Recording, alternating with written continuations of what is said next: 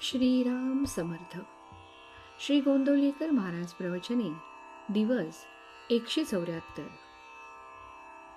सुख त्यागात आहे, भोगात नाही. अमुक हवे असे वाटले आणि ते मिळाले नाही म्हणजे दुःख होते. अमुक हवे असे वाटूच देऊ नये.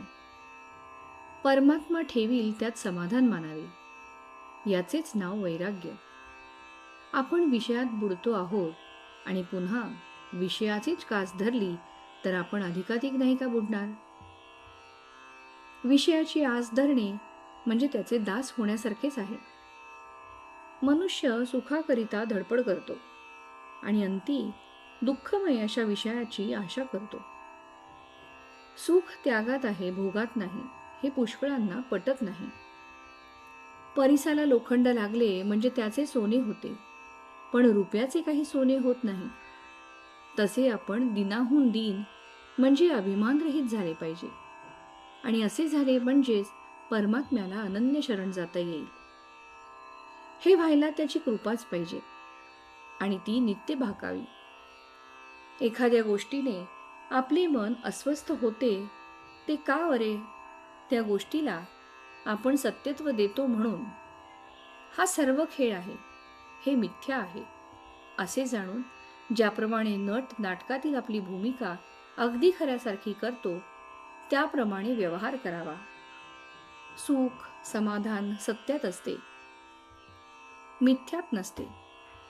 आजपर्यंत आपण विषय उपभोगले, पण त्यात आपल्याला सुख झाले नाही, मग विषय मिथ्या आहेत याची भगवंताने तुम्हाला प्रचिती नाही का दिली? तरी सुद्धा तुम्ही या विषयातच प्रपंच कसा सुधारेल असे मला विचारता. याला काय म्हणावे? जे दुःखमयच आहे त्यात सुख कुठून मिळणार? 2 लहान मुली भातुकली खेळल्या. ती मुलगी गरीब होती, तिने पोळ्या आणि गुळांबा केला. पण जी श्रीमंत होती तिने मात्र श्रीखंड आणि बासुंदी केली.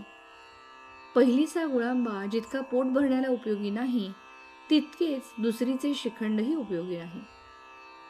तसे प्रपंचाचे खरेपण आहे. प्रपंच असण्यासाठी बायको आणि मुले यांची गरज आहेच असे नाही. जो दुसऱ्यावर अवलंबून असतो तो प्रपंचीच असतो. म्हणून मनुष्य एकटा असला तरी प्रपंचीच असतो. दुसऱ्यापासून सुख मिळण्याचा प्रयत्न करणारा मनुष्य हा प्रपंची होय. 5 जण मिळून प्रपंच बनवतो, त्यामध्ये प्रत्येक जण स्वार्थी असतो. मग सर्व सुख एकट्यालाच मिळणे कसे शक्य आहे? प्रपंचामध्ये अनेक वस्तू आहेत, पण भगवंताजवळ एकच वस्तू आहे. प्रपंचामध्ये कितीही वस्तू आणल्या तरी पुऱ्या पडत नाहीत, कारण एका वस्तूच्या आणण्यामध्येच दुसऱ्या वस्तूच्या आणण्याचे बीज आहे. पण भगवंताचे तसे नाही. भगवंताची वस्तू एकदा आणली की ती पुन्हा आणायला नको. तात्पर्य, अमुक एक वस्तू आहे म्हणून मी सुखी आहे या वृत्तीत राम नसून काही नसताना वृत्तीचे समाधान टिकले पाहिजे. श्रीराम समर्थ.